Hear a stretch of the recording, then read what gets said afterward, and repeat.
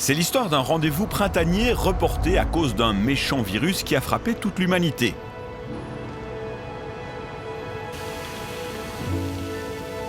Un rendez-vous qui depuis 28 ans réunit les passionnés de voitures anciennes grâce à la volonté d'un homme et de ses équipes. Lorsqu'il a compris que le Tour Auto Optique 2000 ne pourrait pas avoir lieu en avril, Patrick Peter a très rapidement réagi. En fait, on a été parmi les tout premiers à déplacer notre épreuve. Je crois que c'était tout début mars. On avait une réunion avec tous les concurrents et puis c'est le soir où le président Macron a pris la parole. Et nous, on avait préparé quelque chose en se disant, a priori, il va falloir bouger. Et effectivement, après son allocution, on a repoussé. On avait préparé ça dans la semaine précédente. On avait repoussé de 4 mois, 5 mois. Et on pensait que c'était très large. En fait, c'était pas si large que ça.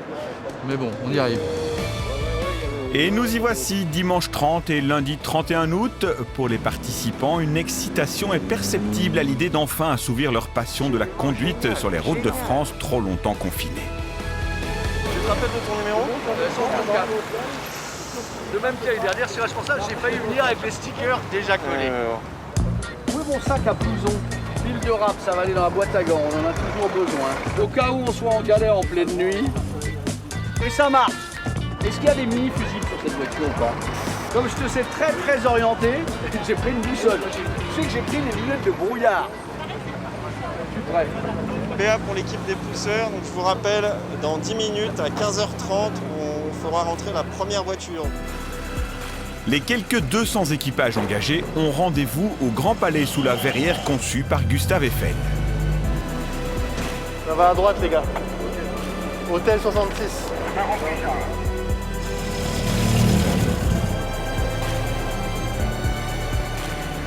Ouais, tu peux la reculer un poil.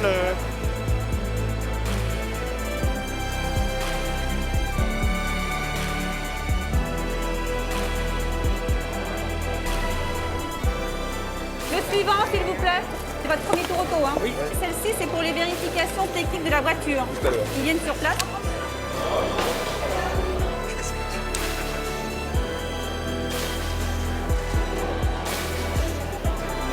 Faut le retenir ce numéro.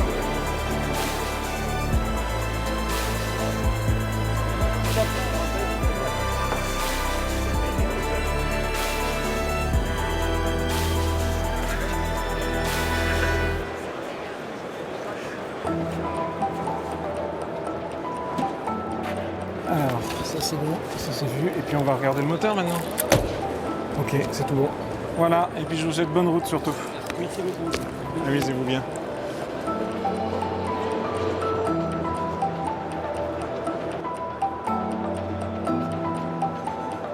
Chaque année, un thème est choisi pour mettre en valeur certains modèles. Et cette fois, ce sont les prototypes Porsche qui ont été retenus.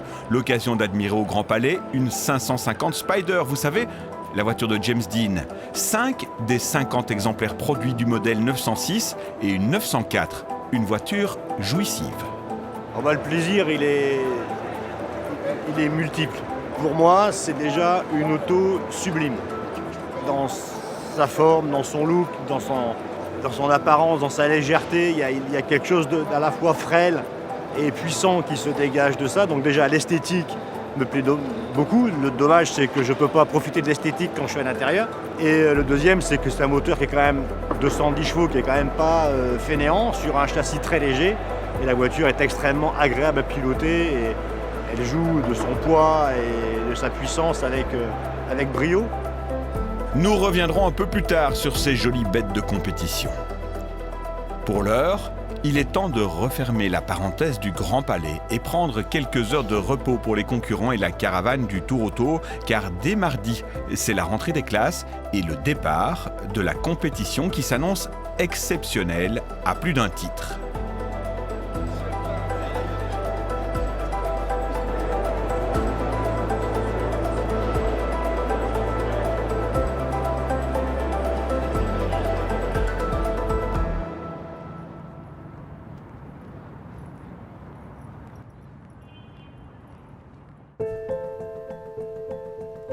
Le boulot de pilote et de copilote sur le Tour Auto Optique 2000, ça n'est pas de tout repos. Le soleil n'est pas encore levé que les concurrents rejoignent le Grand Palais, pas bien réveillés pour certains, mais ravis de démarrer l'aventure pour tous.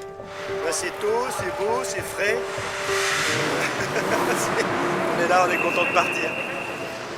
En pleine forme, c'est le début de l'histoire. L'essentiel est d'arriver. Ça y est, le tour est lancé. On aura plaisir à voir plein de spectateurs le long des routes et leur faire plaisir. Franchement, on s'est préparé comme des malades. Donc on ne peut pas mieux se préparer que ça. 5 journées de course sont au programme avec un joli Tour de France et des étapes à Clermont-Ferrand, Limoges, Toulouse et le Pont du Gard. Les circuits de Magny-Cours, Charade, Lédenon et le Paul Ricard comme cerise sur le gâteau des plus appétissants.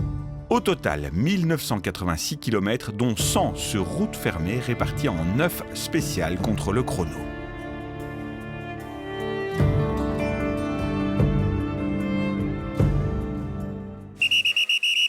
Direction Montlhéry pour le départ officiel du Tour Auto Optique 2000 2020.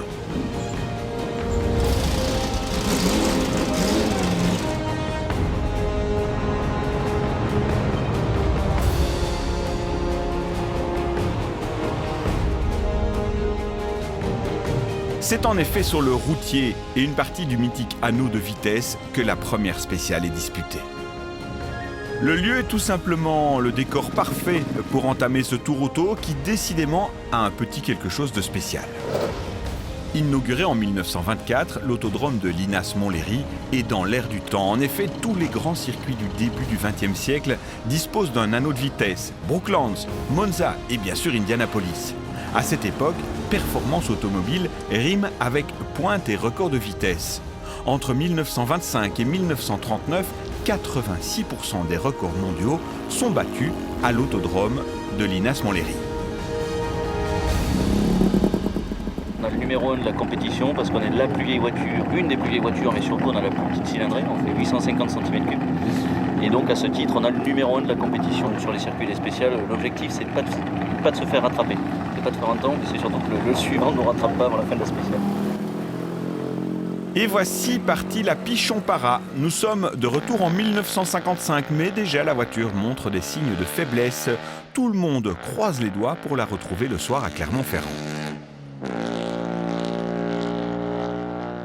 C'est également le cas de la GS de François Alain, qui n'aura même pas le loisir de poser les roues sur le béton de l'anneau de vitesse. Oui, c'est clair, on l'a fait. Non mais t'inquiète pas. Donc là, c'est juste la bobine qui a cramé, quoi. C'est le truc à la con et la bobine d'avance, elle est pas avec nous. Donc on va la récupérer, c'est rien. Roulez, on va se débrouiller, t'inquiète pas. Ok? Ouais, t'embête pas. Une erreur d'aiguillage de pièces détachées, c'est pas grave.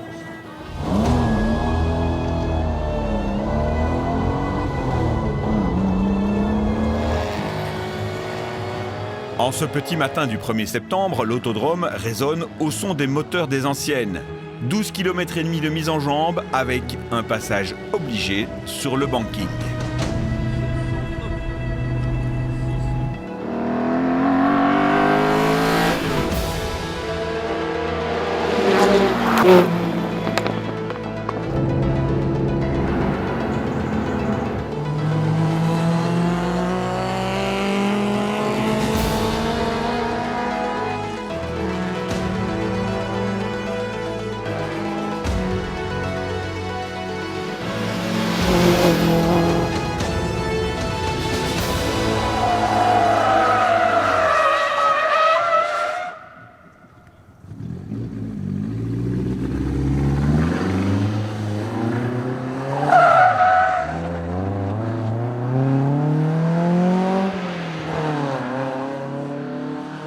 Et les sourires sont sur toutes les lèvres, au point stop.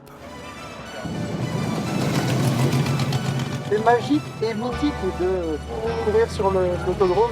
C'est splendide, le tracé est très joli. L'anneau, comme d'hab, c'est plaisir.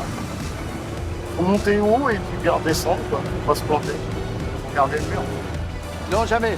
C'est la première fois que je viens ici d'ailleurs. Toute première fois, donc. Je découvre. C'était comment? C'est sympa, ouais, c'est très sympa. C'est canon. Surtout l'envolée dans le virage là, c'était génial. Top. Super. Et vous, c'était comment? C'était bien.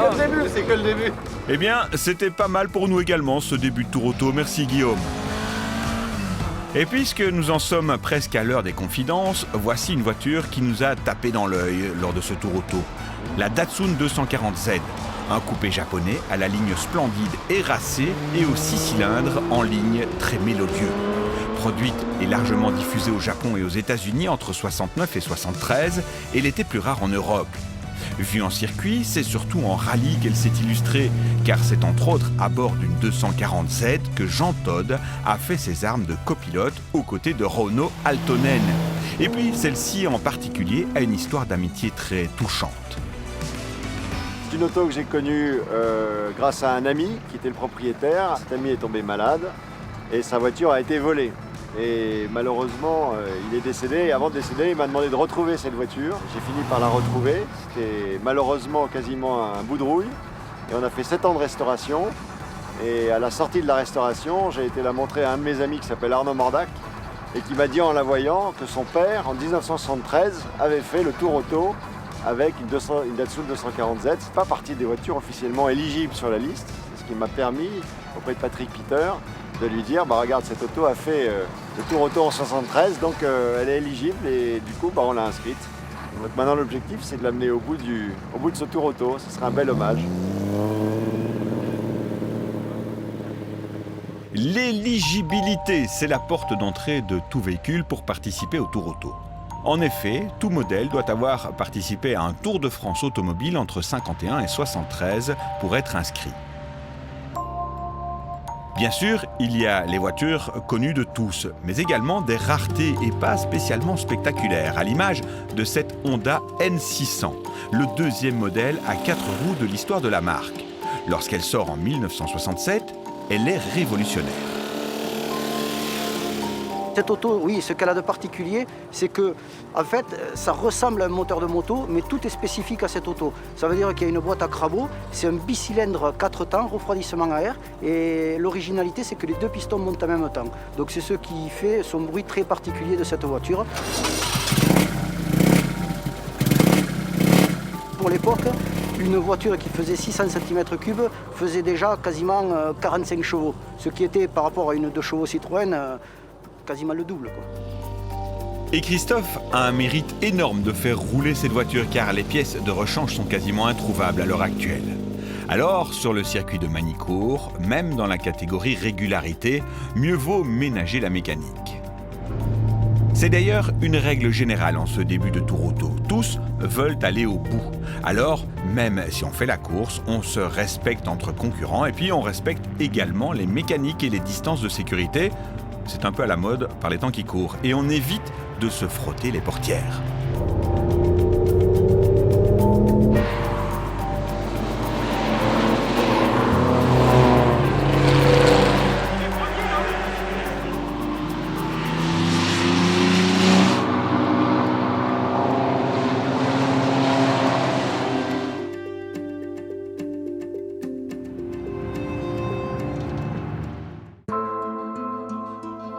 La première journée de course s'achève à Clermont-Ferrand, la ville toujours marquée de l'empreinte de la famille Michelin, archétype de l'entreprise patrimoniale du XXe siècle et qui a façonné la ville et la région de manière durable.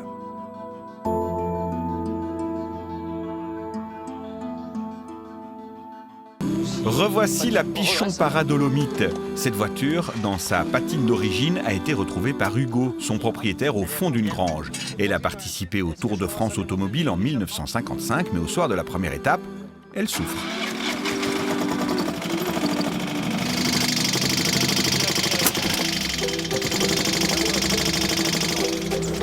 Le moteur a changé et un peu plus. Hugo, un moteur de Pichon-Panhard de 1955, on trouve ça évidemment chez le concessionnaire Pichon-Panhard du coin. Alors, c'est pas si rare. La voiture est très rare parce qu'elle a été construite à 10 exemplaires à l'époque. Mais en fait, la base, c'est une base de Panhard Dyna-X. Donc c'est une voiture assez populaire dans les années 50. Et donc c'est le moteur Panhard qu'on retrouve sur les Dyna Z, sur les PL17 et sur les Panhard 24. Donc c'est un moteur qui a été conçu qui a été fabriqué entre 48 et 62. Donc on en trouve. Romain, Hugo et son papa le mécano ont à présent un peu moins de 2 heures réglementaires pour changer le bicylindre.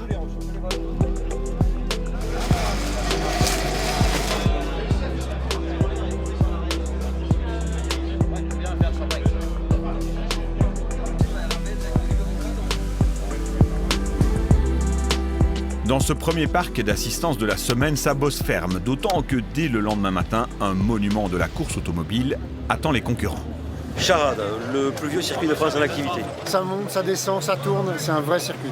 Il y a une variété, il y a des changements de cadence très importants. Créé par des routes naturelles et pas par la main de l'homme qui dessine un circuit. Si on se rate, on va dans des murs. Donc demain, c'est vraiment, le testostérone va être à plein tube. Circuit de gros cœur où la Formule 1 est venue 2 ou 3 ans. Pour le pilote, aussi pour les spectateurs, parce que ce sont des circuits où souvent il y a beaucoup de spectacles.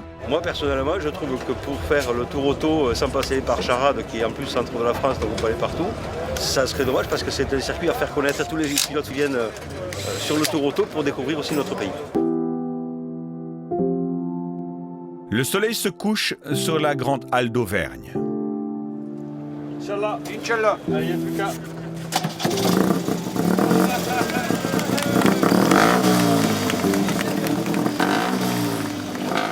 La courte nuit de sommeil sera bénéfique pour tous.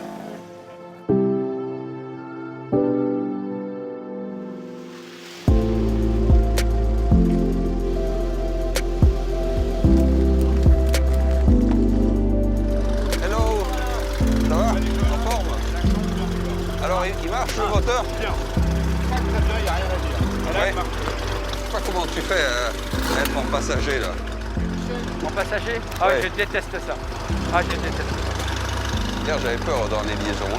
Bah, nous, on fait moitié-moitié. Hein, oui. Je fais la moitié des spéciales aussi. Il va faire des spéciales? Oui, on fait la moitié. Ah, d'accord. Mercredi, des potrons minés au programme, les montagnes russes. C'est donc sur ce monument du sport automobile qu'est Charade que les anciennes vont se produire.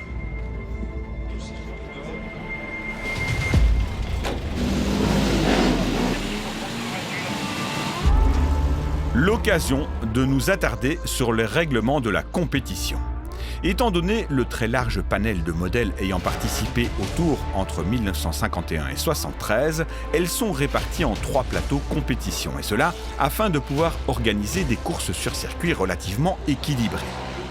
Dans ces 3 plateaux compétition, le but est simple, aller le plus vite en spécial et en circuit. Le classement final se fait par addition des temps. Dans le plateau 3, on trouve dès lors les plus anciennes et les moins puissantes, des MG A et B, Jaguar Mark II, Austin Hilley, Austin Cooper, pour ne citer qu'elles.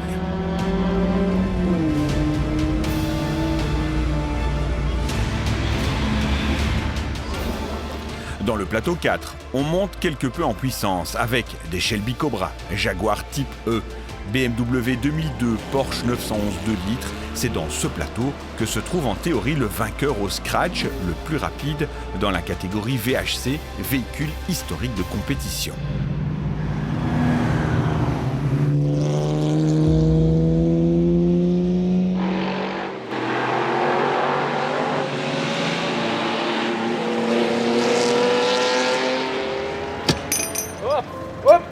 Poste 16, oui, on a un problème avec la ficelle, elle arrête pas de lâcher. Bah, décroche-toi, Fifi, s'il te plaît. Ouais, ça tient. C'est parti. Allez, c'est parti. Enfin, il y a le plateau 5. Là, ce sont les plus performantes et les plus récentes. Construites entre 66 et 82, ayant reçu une préparation conforme à l'esprit de l'époque. Les commissaires techniques veillent au grain. Les plus emblématiques sont les Ferrari 308 Groupe 4 Michelotto, Porsche Carrera RSR, BMW CSL Batmobile ou encore la BMW M1, véritable attraction de ce Tour auto. Pour être totalement complet, elles sont réparties en 3 groupes, G, H et I, mais ne concourent pas pour la victoire finale au scratch.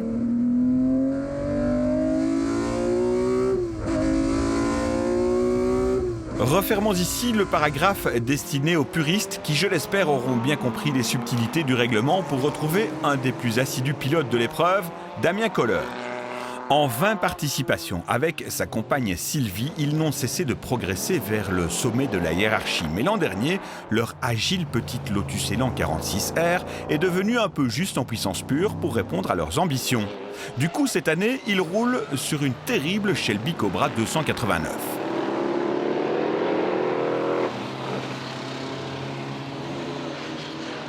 Cobra, c'est CSX 2136, ça c'est important.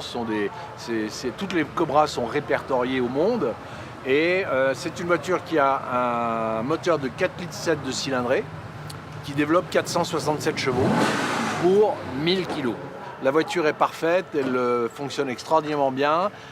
Les freins sont très intéressants, mais on ne peut pas prendre de risque avec le freinage parce que c'est quand même une voiture qui pèse 1000 kg.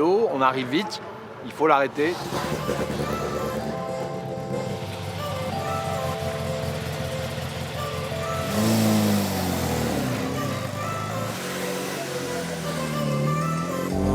Ah, toute mon époque, ça, la Rallye 2. Oui, je faisais des courses de côte, moi, avec ça, dans les années 80. Ah oui, ils ont tout, hein. Elle est très très bien équipée, hein. Elle est jolie, hein. Belle auto de course. Hein. C'est une belle auto, hein.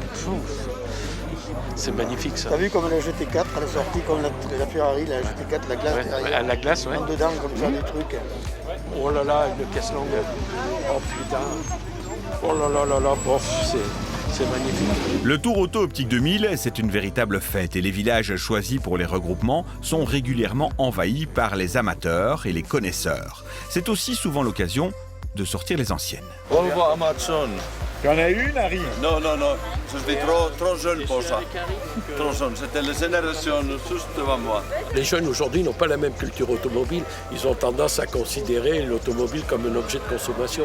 Les heures où l'automobile, c'était quelque chose d'extraordinaire dans nos familles d'avoir une voiture déjà, puisque tout le monde n'en avait pas à l'époque. Moi, je suis né après-guerre, donc bon... L'automobile, pour nous, ça représentait quelque chose, quoi. Ça veut dire quelque chose, c'est le rappel de l'enfance, de plein de choses. Hop, voilà, on y est. C'est bon? Oui, c'est bon, c'est prêt. Le monde présent sur le bord des routes est impressionnant lors du Tour Auto et quelle que soit la date de l'épreuve, partout le public accueille les concurrents avec un enthousiasme hors du commun.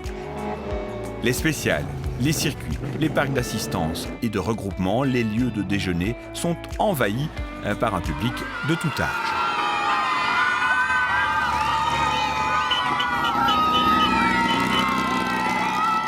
Et la réalité cette année, c'est qu'on a essayé de communiquer un minima sur les endroits où on allait s'arrêter de façon effectivement à ce qu'il n'y ait pas beaucoup de public. Parce qu'en règle générale, le Tour Auto, on totalise 100 000 personnes sur le bord des routes sur une édition complète. Cette année, on a essayé de faire profil bas pour faire en sorte qu'il n'y ait pas trop de monde. Et là, j'avoue que quand je suis arrivée ici, là, j'étais un peu bluffée parce qu'il y avait un monde juste incroyable, quoi. Mais bon, les gens ont l'air très disciplinés néanmoins parce qu'ils ont tous un masque. Donc c'est déjà gagné. Et c'est reparti pour un petit tour en spécial avec Isabelle et François Chatriot, les ouvreurs, dont le rôle est de toute première importance. Pour l'auto-ouvreur, il y a deux choses. Il y a la première chose, c'est que vérifier que tout est bien. Ça, c'est aussi le boulot d'Isabelle et le mien, voir si la spéciale n'est pas dangereuse. Par exemple, tout à l'heure, dans la spéciale d'avant, on a signalé qu'il y avait quand même du gravillon qui était signalé, mais on a dit si c'était gênant ou pas gênant. Donc, on prend position. Ça, c'est le boulot un peu technique, voir que tout est en place. Isabelle le fait tout le temps. Et puis après, on fait un temps qui est un temps de base qui sert pour les concurrents qui sont engagés en régularité et qui doivent faire un certain pourcentage de montant. La régularité, c'est un peu moins de la moitié des concurrents du Tour Auto. Eux ne se battent pas contre le chrono. Leur but est de maintenir une vitesse moyenne et ils ont le choix entre 3 moyennes, la basse, l'intermédiaire ou la haute. Dans les habitacles, ce sont surtout les copilotes qui travaillent. 3, 2, 1, top. 300 mètres. 3, 2, 1, top. 400 mètres. 3, 2, 1, 500 mètres. La régularité par rapport à un rallye classique, c'est complètement différent. Notamment pour le rôle du copilote. Mon rôle aujourd'hui dans l'Opel GT, c'est qu'en fait, c'est l'antithèse de ce que j'ai toujours annoncé comme note en rallye. C'est-à-dire qu'on passe beaucoup de temps en rallye traditionnel, donc en rallye de vitesse, à regarder la route pour savoir ce qu'on doit annoncer. Donc on garde juste une note en mémoire. En revanche ici, je ne vois rien de spécial parce que j'ai la tête systématiquement plongée dans les tables de moyenne. Anne-Chantal Pauwels, ce nom vous dit sans doute quelque chose et pour cause, elle a été la copilote de François Delecourt en WRC. Ici, elle accompagne Mélina Priam, mais la régularité en revanche, elle ne connaissait pas. On n'a pas vraiment l'aspect vitesse, mais on a quand même une certaine moyenne à tenir. Donc dans tout ce qui est sinueux, c'est quand même très amusant à piloter. Bon, nous, on a la chance d'avoir une petite Opel GT qui est très maniable, très ludique, très amusante, avec un très bon châssis. Donc je pense que Mélina s'amuse bien. Et moi, à côté, je trouve ça assez fantastique. Donc pour l'instant, je commence à être piquée.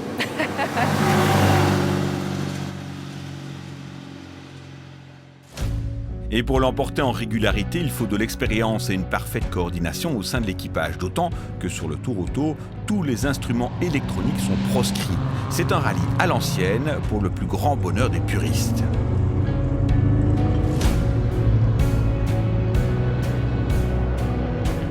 François et Jean-François Nicoul en font partie, déjà vainqueurs de 3 Tours Auto. Ils pointent rapidement en tête de la catégorie.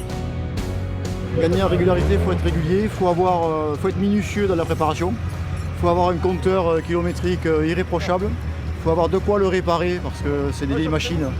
Quand ça casse, vous voyez, on a des gars qui travaillent là, pas sur le compteur, sur autre chose, mais il faut avoir les pièces, il faut le préparer avec une très grande minutie. Ce qui n'est pas vraiment le cas de l'équipage de cette 911. 10 jours avant le début de l'épreuve, le copilote de Josh s'est désisté et c'est en dernière minute qu'il a fait appel à son pote Chip. En cette période, ça n'a pas été simple pour les deux Américains et leur voiture de rejoindre la France. Mais ils y sont arrivés et depuis le départ, ils en prennent plein la vue, surtout Chip qui n'avait jamais mis les pieds en France auparavant. Honnêtement, là, j'ai compris que je ne vivais pas dans le bon pays. C'est juste incroyable de voir qu'on peut rouler avec des voitures anciennes ici, sur les routes comme ça, et que tous les gens sont super enthousiastes. C'est vraiment génial. Aux États-Unis, on se ferait arrêter par la police. C'est vraiment super pour les passionnés de vieilles voitures.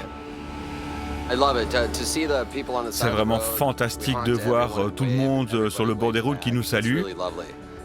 On peut voir, les gens sont vraiment passionnés, il y a des voitures rapides, d'autres moins rapides, et tout cela se mélange, c'est vraiment trop génial. Il existe 50 exemplaires de Porsche 906 Carrera 6 et les proto-Porsche étant à l'honneur cette année, au Tour Auto, elles étaient nombreuses sur les routes de France.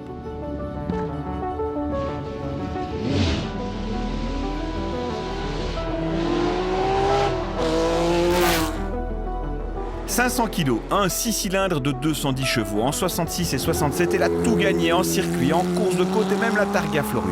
Le Mans manque à son palmarès. Porsche devra attendre la 917 en 70 pour vaincre. Mais le tout premier prototype de la marque, c'est la 550 Spider. Il y en avait une au départ.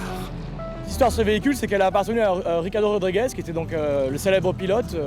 Et donc il l'a acheté quand il avait 15 ans. Donc il a dû modifier son permis de conduire pour pouvoir la conduire. Il voulait faire des courses avec. Il a fait le Grand Prix de Riverside en Amérique. Il a gagné beaucoup de courses avec. Il l'a acheté donc mineur. C'était pas vraiment légal, mais il l'a fait. Et ensuite il l'a vendu. Donc c'est un véhicule qui a un grand pédigré en course, qui appartient à un des plus grands pilotes du monde. Et aujourd'hui elle est toujours là et elle fait toujours de la course avec sa livrée de l'époque de Ricardo Rodriguez. Poursuivons avec les joyaux de ce Tour Auto. Sans être partisan, il faut reconnaître que les Ferrari des 60s sont parmi les plus belles voitures construites. Et les 250, sans doute les plus belles parmi les plus belles.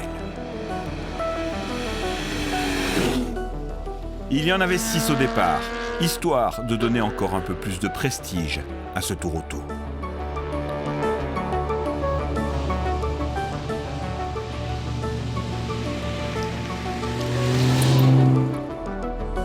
Les puristes reconnaissent immédiatement le V12 Colombo, mais celui-ci n'est pas sous le capot d'une 250, mais celui d'une rarissime 225S. 5 exemplaires construits sur un châssis Tuboscoca, semi-coque tubulaire, révolutionnaire en 1952 et carrossé par Vignal, alors au sommet de son art. C'est une voiture qui a couru les 1000 milliards, mais aussi le seul Grand Prix de Monaco de l'histoire réservé aux voitures de sport, c'était en 1952.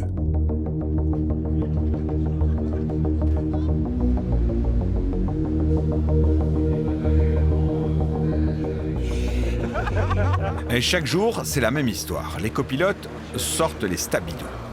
Dès qu'ils reçoivent le roadbook du jour, ils analysent et décortiquent l'itinéraire et surtout le séquençage des spéciales.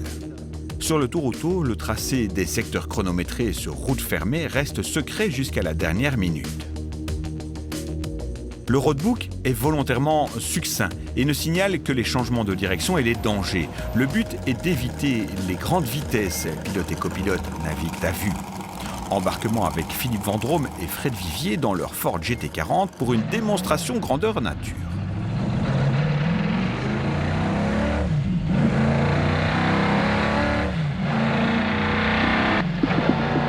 Gauche serré. Dans 420 mètres. Gauche là-bas. Dans 300 mètres, épingle gauche. 300. 200. Là, épingle gauche, prends large. Au 30, terre-plein, prends gauche. Là. Gauche. Ouais, j'y vais.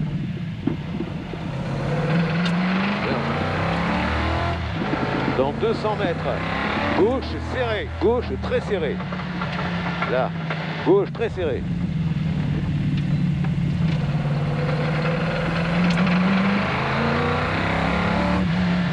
Dans 200 mètres, gauche très serré avec pont au milieu.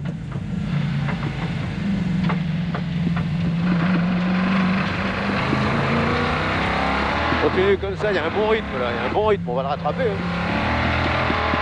Équerre gauche dans 200 mètres. 100 mètres, équerre gauche. Change de revêtement.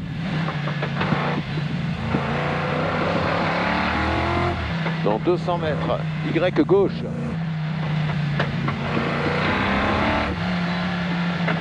Dans 200 mètres, épingle gauche. 100 mètres. Là, épingle gauche.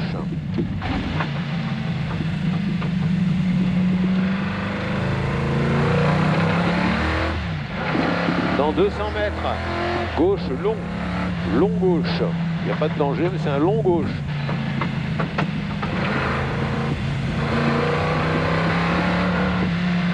Dans 200 mètres, long gauche encore.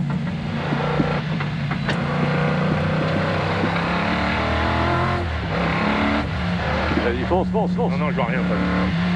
T'es arrivé là? Je vois rien.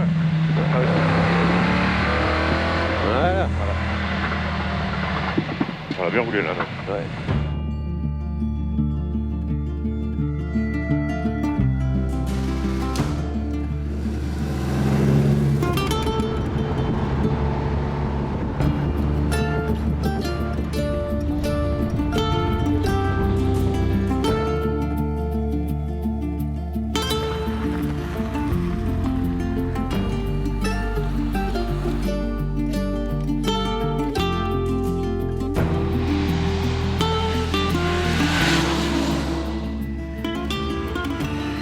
Les kilomètres défilent en spécial et en liaison. La caravane traverse les jolis coins de France en prenant parfois le temps de s'y arrêter quelques instants.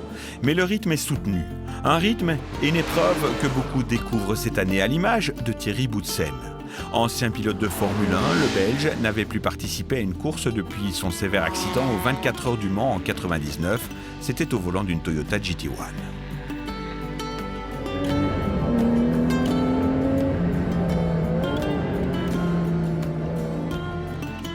rouler sur les routes très étroites et il y a des endroits où on va très vite. Des endroits où on arrive à 170, 180 km/h. Nous, avec une voiture pas très puissante, alors j'imagine les grosses, à quelle vitesse ça doit aller. Donc c'est un exercice un peu particulier, mais je m'y fais, j'apprends, et puis je progresse. Donc c'est sympa, c'est vraiment sympa.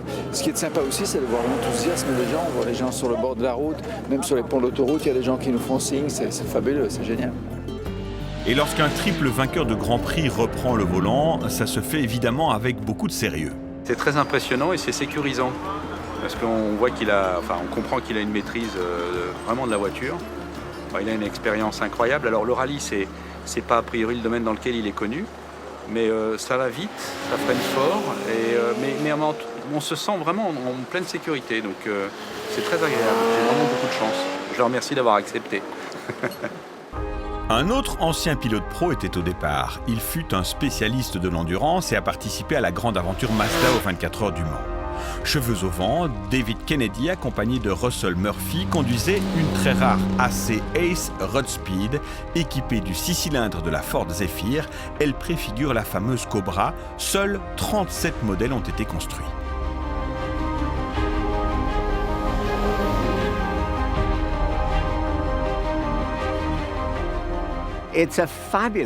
C'est une voiture tout simplement fabuleuse. Elle est très vieille, évidemment. C'est vraiment une bête, pour être honnête. Elle a plus de puissance que de grippe.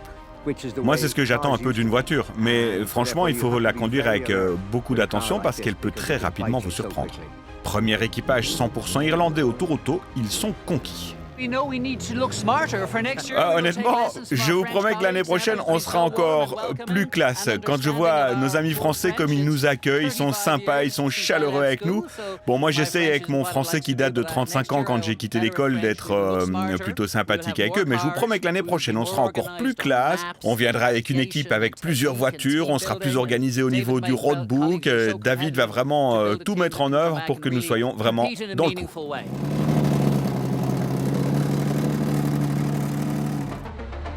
Lors de la 3e journée, durant laquelle il n'y a pas de course sur circuit, la tension monte d'un cran.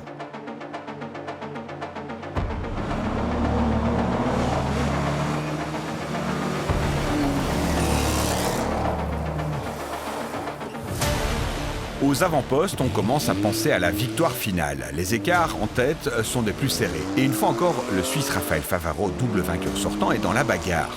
Passer d'une Lotus Elan à une Jaguar Type E, ses ambitions sont légitimes.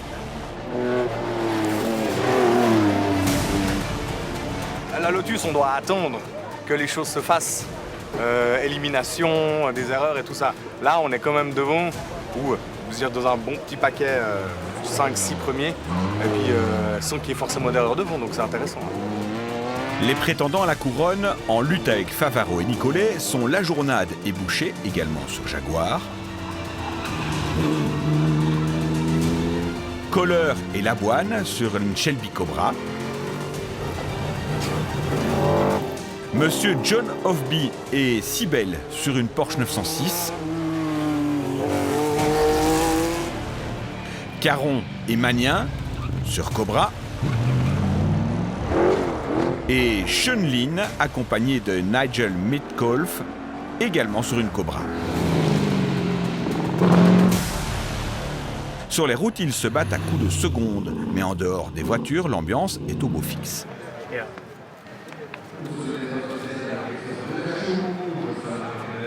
9 litre. Yeah, twin turbos. Twin turbos. Like mine. Yeah. Yours has 4. 4 turbos. Yeah, and 4 wheels at the rear.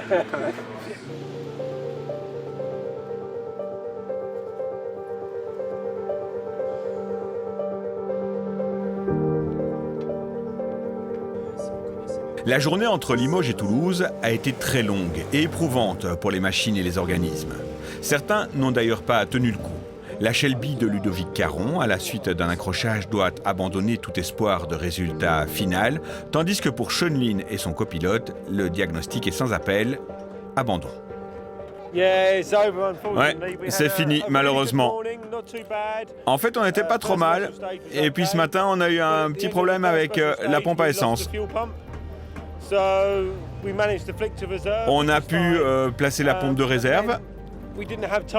Ensuite, on n'a pas eu beaucoup de temps pour la changer et du coup, il y a une pièce à l'arrière de la voiture qui n'était pas bien fixée et qui a commencé à se balader et qui a rompu un tuyau d'arrivée d'essence.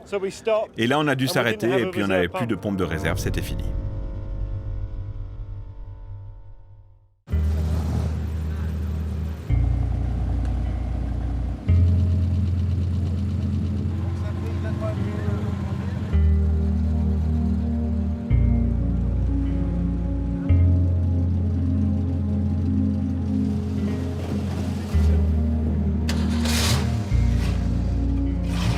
Pas une goutte. Le Tour Auto, j'aurais pas rajouté une goutte d'huile. Vendredi 6h du matin, Toulouse. Aujourd'hui, ce sont les concurrents des plateaux régularité qui s'élancent les premiers vers Pont-du-Gard. Ah non, c'est l'irrégularité dans le réveil, parce que hier on se levait tranquillement vers 8h30, 9h. Aujourd'hui on s'est levé, il était, je sais même pas s'il était déjà 5h. Non, c'est le jour difficile pour nous parce qu'on était le dernier groupe et les derniers du dernier groupe en gros, avec nos numéros. On finissait très tard et ce matin on reprend très tôt. Donc c'est assez compliqué. On va essayer de ne pas s'endormir au volant. Hein. Dans la fraîcheur du petit matin, les voitures de régularité s'élancent, tandis que les pilotes engagés en compétition arrivent au parc pour retrouver leur monture. Et durant la nuit, la pression est montée d'un cran encore, car les 4 premiers du général se tiennent en 12 secondes. Sur le papier, avantage à la Porsche 906 sur les circuits et au Jaguar E-Cobra dans les spéciales. Voilà, bon, donc aujourd'hui on a 2 spéciales et un circuit. On termine par le circuit, donc on y verra mieux quand on arrivera à l'année de Nantes pour savoir où on en est. Mais moi je trouvais ça fabuleux, une bagarre avec 4 voitures en 12 secondes à un jour de la fin. Je dirais, ça fait longtemps qu'on n'a pas vu ça sur le plateau et je trouve ça très bien. On se bat et on remarque une chose, c'est qu'il y a certains terrains qui nous avantagent et d'autres nous désavantagent. Lorsque c'est particulièrement sinueux, on est quand même un petit peu mieux avec nos typeux qu'avec les Shelby. Par contre, sitôt qu'il faut de la puissance et qu'il y a de la ligne droite, ils reprennent un petit peu l'avantage. Mais au final, tout s'équilibre. Donc, c'est super intéressant. Bon, et puis surtout, il y a une superbe ambiance. Ouais. On a 2 jours pour se mettre d'accord. Mais entre nous, on fait des calculs. Hein. Alors, peut-être que ça sera le privilège de l'âge, parce qu'on est respectueux des personnes âgées. Mathématiquement, il est là. Non, mathématiquement, c'est l'expérience, là. Oui, non, mais mathématiquement, il est là. Et là, il est juste... Je suis derrière, moi. Lui, c'est la petite inconnue. Qu'est-ce qui va se passer à l'Édenon et au Ricard? Voilà, c'est les petites inconnues. Elle sort dans 37 km et nous, on continue sur la route. On va sortir à la sortie 45. 45. Ouais, s'ils trouvent une station, ils vont s'arrêter. Durant une journée de course, les mécanos sont sollicités, mais c'est normal, il s'agit de voitures de course. Toutefois, elles nécessitent une attention particulière, d'autant plus qu'il s'agit de bêtes de compétition comme la Ford GT40 de Philippe Vendrome. La boîte, ça va? Ça passe? Ça va, elle m'a fait 2 fois le coup de la 2. Ah ouais? 2 fois, tu sais pas pourquoi. Ok. Et quand tu vas couler l'accélérateur, ça repart. Et la première, des fois, elles sont bien pour la mettre, tu sais pas pourquoi non plus. Ouais.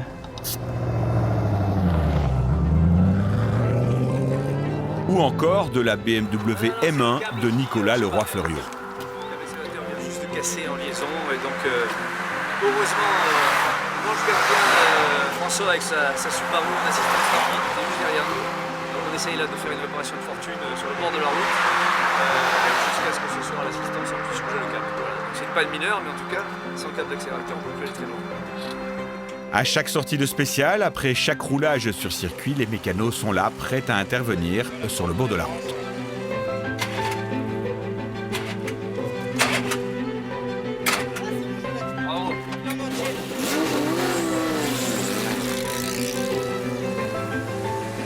Côté mécanique, certains sont plus livrés à eux-mêmes pour des raisons budgétaires ou tout simplement par pur plaisir.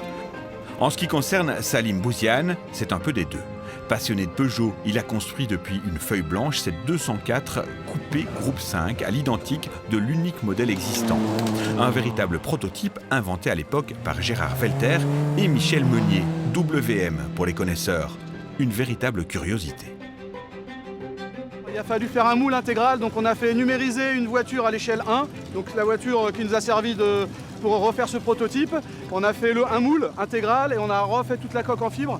Donc ça a nécessité beaucoup d'investissement, mais quand on est passionné, parfois il faut faire des efforts pour transmettre la mémoire.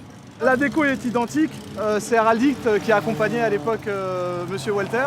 Donc on a bien entendu tenu à garder l'image de la voiture. Ses teintes d'origine, elle est dans sa couleur d'origine, le capot noir.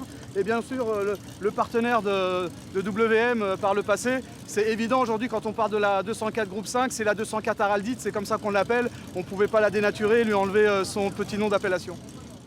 Il n'y a que sur le Tour Auto que l'on peut trouver de telles histoires.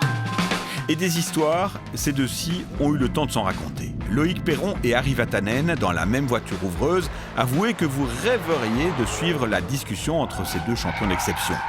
Eh bien, grâce à la caméra que nous avons placée dans la voiture et qu'ils ont oublié de couper, rentrons quelques instants dans leur intimité. Oui, je suis Harry Vatanen, voilà, merci. C'est Loïc Perron à côté, il a pris un coup de vieux, mais bon. Ah ouais.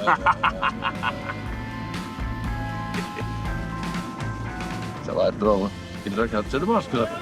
C'est dommage que ton nom n'est pas là. Tout le monde te connaît, mais par le visage. Oui, oh.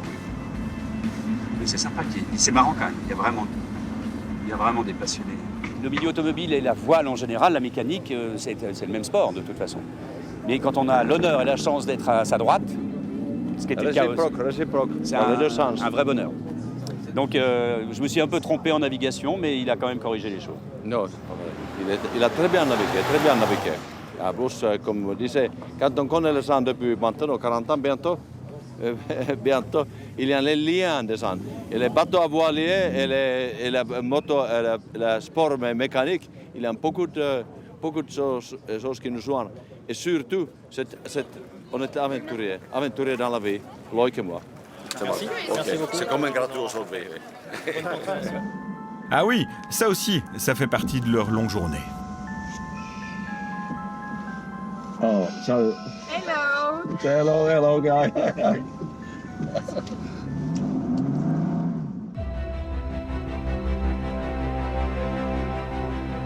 L'Ednon, c'est ici, en fin de journée, que les choses vont quelque peu se décanter au classement général.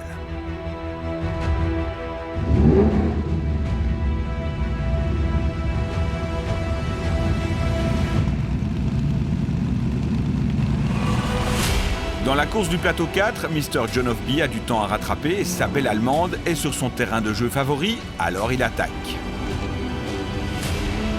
Cette touchette avec Damien Koller n'empêche pas le pilote de la 906 d'aller chercher la victoire pour l'honneur sur le circuit de l'Ednon, tandis que Damien Koller grappille un peu de temps sur les Jaguars.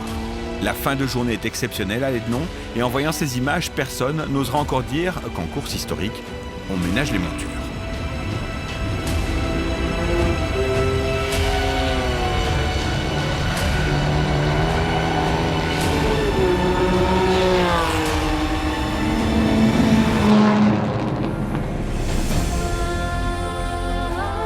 La récompense de cette journée du vendredi, la voici. Un parc d'assistance exceptionnel au pied du pont du Gard. Une destination totalement inédite pour le Tour Auto Optique 2000.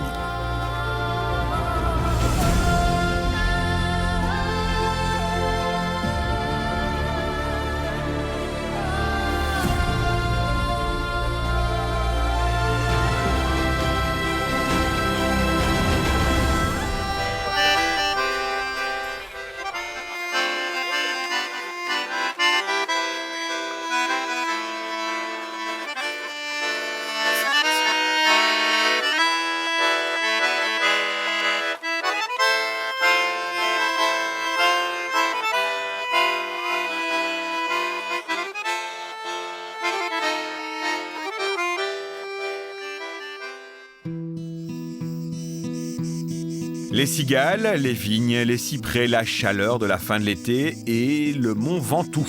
Nous sommes en Provence pour cette ultime journée de course. Il reste 12 km de spécial et 10 tours du circuit Paul Ricard à parcourir pour boucler la 29e édition du Tour Auto Optique 2000.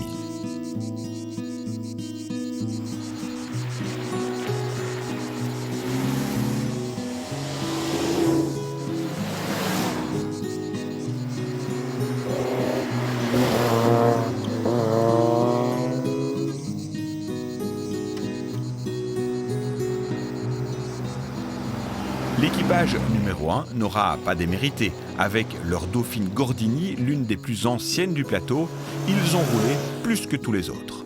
On a conduit tout le temps, on ne s'arrête pas pour manger, on ne va pas aux étapes châteaux et relais. On ne fait pas les relais des châteaux. Donc on nous apporte un sandwich, en même temps on fait l'essence et le sandwich on le mange dans la voiture, en roulant. Donc si on veut respecter les limitations et le timing, c'est quasiment impossible pour nous. Parce que dès qu'il y a une montée, il y a des montées. comme on le disait, hein, c'est en première. C'est intense, c'est hyper demandeur. Mais cela n'est rien grâce au plaisir éprouvé durant ces 5 jours de course. On n'imaginait pas avoir autant de monde sur le bord des routes qui nous applaudit, qui nous montre le pouce levé, qui nous photographie, qui nous filme, qui vient nous voir au parc fermé en disant mes parents se sont mariés dans une Dauphine, j'ai appris à conduire sur une Dauphine, j'en ai une. Et c'est une voiture extraordinaire. L'ultime journée est une simple formalité pour la famille Nicoul qui remporte son 4e Tour Auto Optique 2000 en catégorie régularité. Et le plus plaisant, le plus émouvant et beaucoup de superlatifs, c'est de le faire en famille avec son papa. C'est des moments de partage vraiment super. C'est ce que je retiendrai. On est surtout heureux par rapport à ça. C'est plus un alibi pour partager des moments ensemble. Et puis on se prend en jeu forcément. On se tire la bourre avec les copains ou des gens qu'on ne connaît pas qui peuvent devenir des copains dans la semaine. Donc on partage des beaux moments ensemble. Sur la piste du Paul Ricard, Mr. John Ofby craque et perd tout le bénéfice de sa belle course, tout comme Jean-Marc Bussolini qui doit renoncer sur casse mécanique alors que la 5e place lui tendait les bras. Et au final, Raphaël Favaro et Luciano Nicolé s'imposent avec seulement 14 secondes d'avance sur Jean-Pierre Lajournade et 21 sur Damien Koller. Le podium le plus serré de l'histoire du Tour Auto Optique 2000. Sur le gâteau bien entendu, mais après c'est passer des bons moments avec les potes, puis pouvoir vraiment rouler vite quoi. Moi c'est ça que j'aime faire en fait.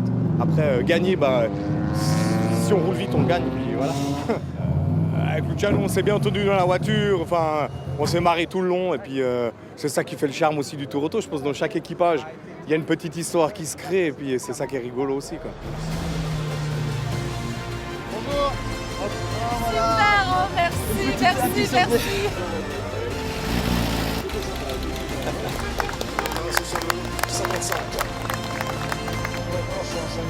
Tellement particulière, merci messieurs.